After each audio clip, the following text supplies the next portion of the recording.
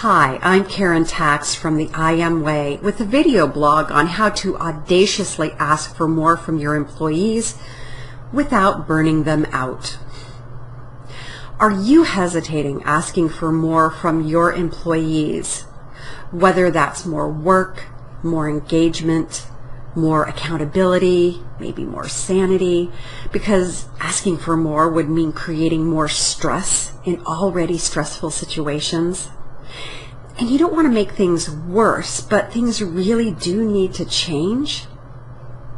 I'm going to share the one single key you need to know before asking for more to make sure you're adding working smarter to working harder. This is important information because it's what's needed to evolve how you're working so you can get the right stuff done to achieve the results and growth your business needs. Before you simply start audaciously asking for more, you need to understand your current situation. Like a traveler embarking on a journey needs to know their starting point. When you travel, you use a map, maybe a GPS or a compass. You need to know your current location or situation to know how to get to your destination. Your X marks the spot, right? You are here. And this X includes knowledge of whether you're coming from a survival or scarcity mindset. If you are experiencing overwhelm, burnout, firefighting, or feel like you could never do or be enough, you are in a scarcity mindset, and asking for more is going to simply create more overwhelm and burnout, which is not working smarter. It's actually unconsciously doing, which I sometimes describe as being in a stupor. From surviving, you're going to feel a lack of confidence and probably guilt about asking for more, so things just keep getting worse. If your X starting point is a place of scarcity thinking, you'll likely be thinking more is better, but it will never be enough because you're starting from not enough. Working harder and harder and harder, but it's never enough. If you can't imagine life without overwhelm, you're living in scarcity thinking.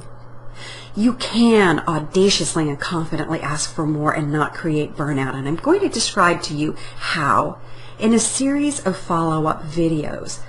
But first, we need for you, the leader here, to change your starting location so you add working smarter to working harder. And that starts with knowing that survival and scarcity thinking is not a given. It's not just the way life is, a competitive world where there are only winners and losers. Yes, this is true in some places, and it's not the only reality possible. The alternative starting location that will get you out of scarcity thinking and into working smarter is abundance thinking. And to get there, it's important to understand what happens to your brain and body with scarcity thinking. Tunnel vision or tunneling is a normal physiological response that happens in your body in the presence of scarcity thinking. This information is based on the book Scarcity by Sendhil Mullainathan and Elder Shafir if you want more information about scarcity thinking. Here's what happens with scarcity and tunneling. If you feel like something is missing, your brain focuses on the missing thing, which amplifies that missing thing. For example, in the book Scarcity, they talked about a starvation study where people who were hungry watched a film, and it was discovered that they mostly focused on the meals in the movie. You're able to focus on the missing thing, maybe that's solving a problem, and focus on the problem to the exclusion of everything else. And this is great, say, when you're taking a test, but awful if you need to see anything outside of the scope of the tunnel. Say, new information needed to solve the root cause of a problem that requires thinking outside of the tunnel, like maybe collaborating with someone not within your normal work experience. You might solve the problem, but patterns of scarcity will continue. It's a self-perpetuating cycle. That's why overwhelm and burnout feel like they're inevitable. A given, when in reality they are not.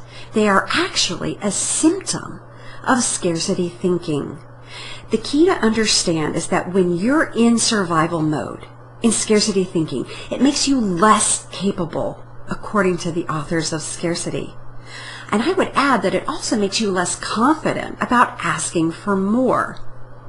If you're going to audaciously ask your employees for more to fuel innovation that leads to extraordinary results and sustainable growth without burning them out, you need to make sure they are capable of more and working smarter, which means stepping out of scarcity thinking into abundance thinking. And again, more on this abundance piece in later videos. To start, you'll need to get yourself into a capable and confident place. Stop and notice your state of mind. Notice when you are in overwhelm and scarcity thinking. If you feel blame or shame or judgment about the tunneling mistakes you're making, just stop it, okay? Because what you're experiencing is a conditioned biological response, the result of tunnel vision, and flogging yourself doesn't help. And it can feel like you're in quicksand where you keep sinking deeper and deeper into a hole of more work rather than getting out and up where you can see what's happening and get traction on possible ways to move forward. Focus on yourself first, not your employees. When you, as a leader, are tunneling, you are contributing to a culture and environment of scarcity and overload. You will need to learn how to shift yourself out of scarcity, which is actually rooted in fear, into working smarter and more capacity before you ask others to do this. Next, you need to schedule time to do nothing. Stop with the busy and just pause. Notice your breath. Notice your body where you feel tension, where you feel relaxed. And this action causes a pattern interrupt in your fear-based biological reactions and allows time and space for your autonomic nervous system to calm down. This step will stop the default physiological tunneling response and start building your capacity for more. It will build your energetic bandwidth for more. This pause will shift you from a starting point of quicksand to solid ground. So instead of creating perpetual burnout and overwhelm, you will take action that moves you forward in smarter, more sustainable ways. You need to know that often taking a pause can be very tricky because big feelings usually lurk beneath your busy activities, feelings that you've been avoiding. Building bandwidth and capacity demands presence to feelings that have been stealing life force energy from you. Things like worry, doubt, anxiety that only can be resolved with time and attention rather than pushing them away via avoidance and denial. For example, by being relentlessly busy. You might want to work with a therapist or coach on how to deal with these feelings because feelings can be powerfully useful in building capacity in the form of confidence, clarity, and courage. For example, worry and blame about something not getting done could actually be caused by maybe a performance issue you're not addressing because you're uncomfortable with conflict. And conflict can actually be a beautiful tool to use to build capacity. Finally, make sure you're doing things that aren't work-related, that are nourishing. For example, gardening is what does it for me. Something you enjoy. You'll need to discover these activities for yourself, and you could think of these as bandwidth medicine.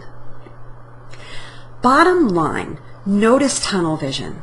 Pause, interrupt that default reaction, right? And breathe. Give yourself time to get out of the quicksand of scarcity thinking and onto more solid ground where you feel calm, energized, and capable of doing more from a place of feeling like enough. I am enough, I do enough, I have enough, and you will travel on a smarter path where the reality of enough is true. Now we can talk about how to audaciously ask your employees for more without burning them out. And the first step is to teach them about the difference between scarcity thinking and tunneling, and abundance thinking and bandwidth. I'll talk more about how to ask for more in my next video. And for now, know that yes, it is possible to audaciously ask for more from your employees without burning them out. And it starts with you stepping out of scarcity thinking and into abundance thinking.